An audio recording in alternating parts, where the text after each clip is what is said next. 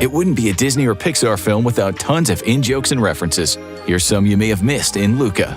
Number 24. The diving suit used by Alberto and later by Luca in the triathlon features a helmet identical right down to the rust stains to the miniature used in the dentist's aquarium in Finding Nemo. It could also be a reference to Disney's 1954 film 20,000 Leagues Under the Sea. There's even a poster for that movie in Porto Rosso. Number 23. Among the human treasures in Alberto's collections, this hat by his bed is the same hat Carl Fredricksen wears in Up. And look closely at the walls. An advertisement for soda pop features a grape soda bottle cap similar to the Ellie badge Carl wears in the movie. Number 22. There are a lot of Pinocchio references, which makes sense.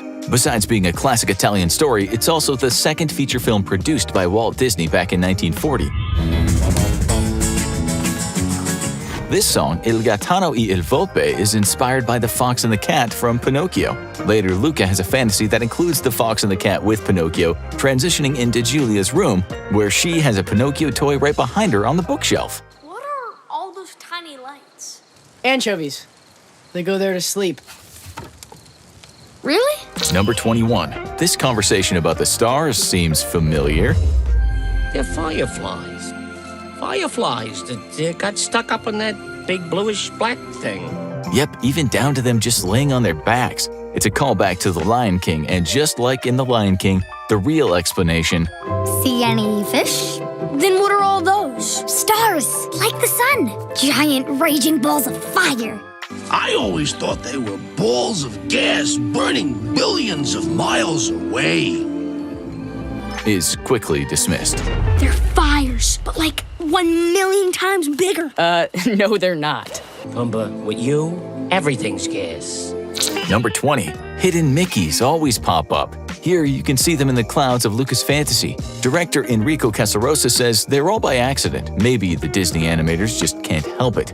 Number 19. In addition to Pinocchio, Giulia's bedroom also has a 1950-style Donald Duck doll on the floor by her bed. And among her albums is one by Niccolo Pitera, named for Pixar animator and YouTuber Nick Pitera. Number 18. At the climactic triathlon, Alberto comes to rescue Luca carrying a blue umbrella, a reference it seems to the Pixar short The Blue Umbrella, about an out-of-place umbrella who finds its match with a similarly bold-colored parapluie, much like Luca finding his match with Alberto. Number 17. Blink and you might miss it. On top of one of the roofs is the ball from Luxo Jr., the first short film made by Pixar. That ball usually appears in Toy Story films, though it's also cameoed in Monsters, Inc., Up, and a number of shorts. Number 16. Another reference easily missed. Around a rain-drenched corner, you can spot a Piaggio Ape with a rocket ship. It's the Pizza Planet truck redesigned to fit into the 1960s Italian setting. That truck, or some variation, has appeared in every Pixar film since 1995's Toy Story, except for The Incredibles. Not sure why. Number 15. The ticket Luca holds is A113. This is another thing that crops up in almost every Pixar film. A113 is a classroom number for first years at the California Institute of the Arts, where a number of Disney and Pixar artists are educated. Number 14. As for the train itself, Luca boards car number 1200PA on train 94608. And where do you think Pixar Animation Studios in Emeryville, California is located? At 1200 Park Avenue, zip code 94608.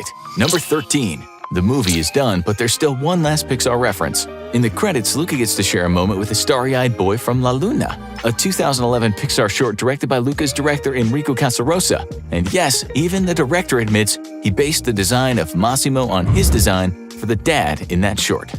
Of course, taking place in Italy, there are also a ton of references to Italian cinema and pop culture, and most of them even reflect the plot and themes of Luca. Number 12. The boat Gelsomina is named after the heroine of Federico Fellini's La Strada. A poster for La Strada also appears a number of times throughout the movie. Number 11. The name of the town is Porto Rosso. The name is a play on another movie title, Hayao Miyazaki's Porco Rosso, which also takes place in an Italian port town. In fact, there's another reference. The Vespa shop advertises a motor oil called Fio, one of the characters in Porco Rosso. Number 10. And while we're talking about Porto Rosso, The opera aria O mio babbino caro references a famous street in Florence where jewelers sell wedding rings. That street's name? Porta Rossa. Number 9. This photo is of 3-time Oscar-nominated actor Marcello Mastroianni, specifically from his 1961 Oscar-winning film Divorce Italian Style, which is decidedly not appropriate for a kid Alberto's age to watch. Number 8. In Porto Rosso, you see a lot of shots of Bar Pitaluga, no doubt named for the Italian producer Stefano Pitaluga, who many credit with revitalizing Italian cinema in the 1930s. Number 7. The song Ercole's listening to is Andavo a cento all'ora. Originally written for a 1962 made-for-TV Italian movie called Italians on Vacation, appropriate considering Luca takes place during a summer vacation. Number 6. I am Ercole Visconti. The last name Visconti might refer to another Italian filmmaker, Luchino Visconti, whose films like The Damned, Death in Venice, and Rocco and His Brothers are known for their provocative themes and subtext. An interesting choice for the name of your villain. Number 5. A poster for Roman Holiday, the 1953 film starring Audrey Hepburn and Gregory Peck. It's famous for a sequence where the two take a Vespa through Rome, so you can see one connection between that movie and this one. But think about the plot too. Roman Holiday is about a princess who disguises herself so she can experience life as a normal human. Number 4. Machiavelli? Psst, don't you? Machiavelli, the cat, is named no doubt for Niccolò Machiavelli, the Italian diplomat and political philosopher whose book The Prince advocated for deception, corruption, and violence in the pursuit of power. Sounds like someone at Pixar is not a cat person. Number 3. Big Deal on Madonna Street plays on the TV of the neighbor's house. This 1958 caper comedy features an early appearance by 60s bombshell Claudia Cardinale as a young woman whose overbearing mother keeps her at home. Maybe Luca could identify. Number 2.